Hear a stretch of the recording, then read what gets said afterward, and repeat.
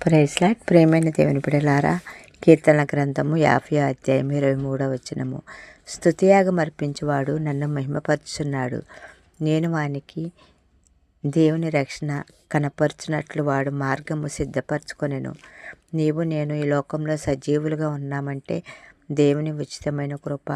మనం దేవుని ఎల్లప్పుడూ ఆరాధించే బిడ్డలుగా, స్తుతించే బిడ్డలుగా ఉండాలి. ఆయనను ఆరాధించే బిడ్డలను క్షణం కూడా విడిచిపెట్టరు. దేవునితో కలిగి ఉన్న అనుబంధం ఎంతో ఆనందంగా ఉంటుంది.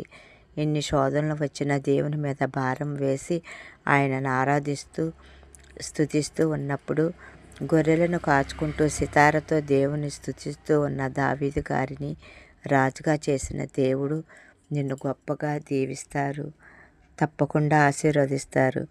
దేవుని కన్నీటితో ప్రార్థించు, ఆరాధించు, స్తుతించు, తప్పకుండా